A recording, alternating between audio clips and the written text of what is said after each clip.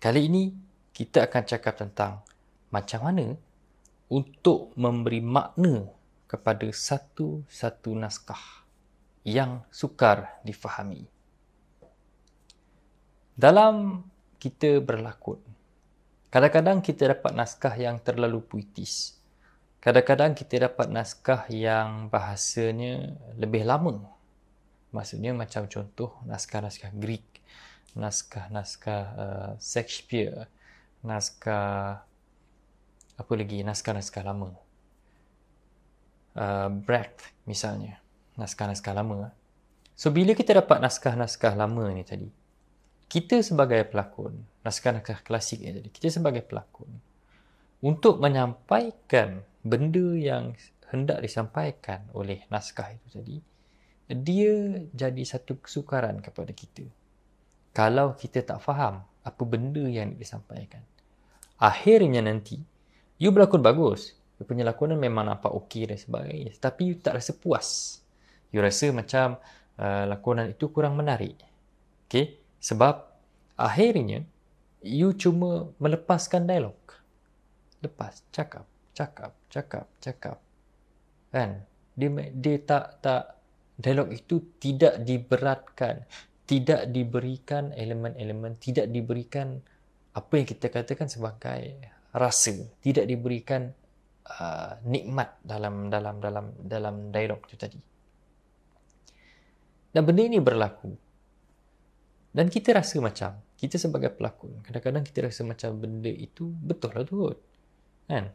Tetapi sebenarnya, dia jadi satu kerugian bila kita tak rasa apa yang nak dibawa oleh watak tu tadi.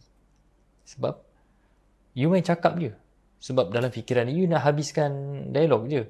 Sebab apa you nak habiskan dialog? Sebab you tak faham apa benda you cakap. Kadang-kadang you faham, tetapi pemahaman you tu tadi tak terlalu mendalam. Maksudnya you tahulah watak tu bercakap tentang benda ini kan. Kalau macam saya cakap sebelum ini, kan kita ada practical aesthetic. Dia cuma sampai level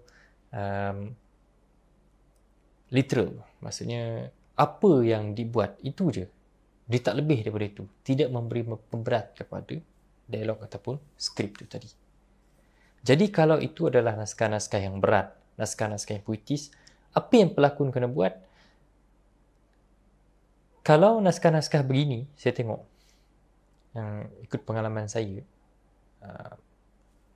buat acting coach dan sebagainya, buat pengarahan. Apa yang saya tengok, biasanya pelakon, dia cuba untuk menjadikan benda itu puitis balik. Tetapi dia main lepas je. Sebenarnya dia tak sampai, tak tahu apa benda dia cakap.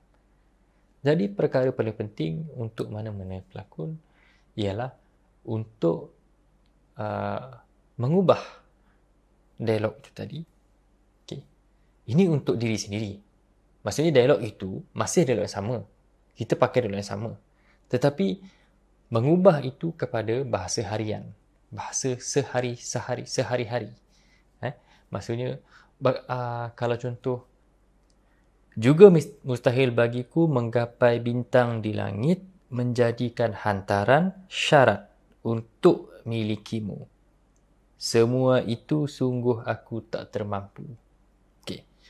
Jadi kat sini kita tengok, dia kata, juga mustahil bagiku, kalau macam ayat harian ni kita, tak logik lah benda ni. Contohnya, tak logik lah. Kan? Menggapai bintang di langit.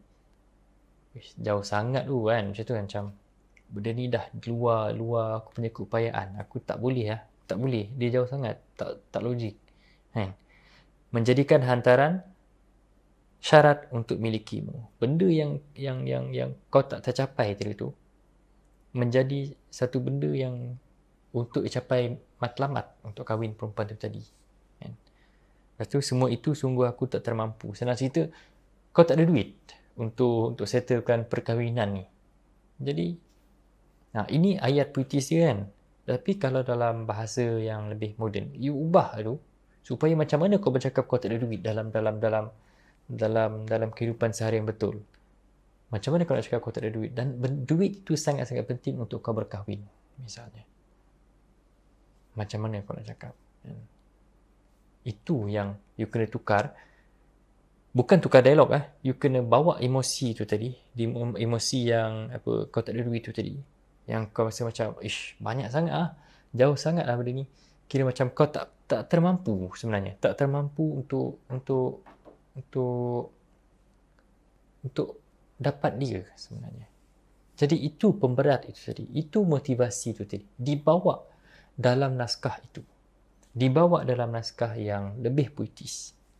Jadi yang utama untuk mana-mana pelakon adalah, kalau ini adalah tips yang kita pakai, kita ubah dia punya dalam tu sikit, kita ubah dia, kita ubah kepada makna perkataan harian yang kita pakai. Tetapi ini untuk pelakon saja. Tetapi skrip itu kita tak ubah. Ubah dia kepada macam contoh tadi kan, dia kata apa, dia kata kat sini tadi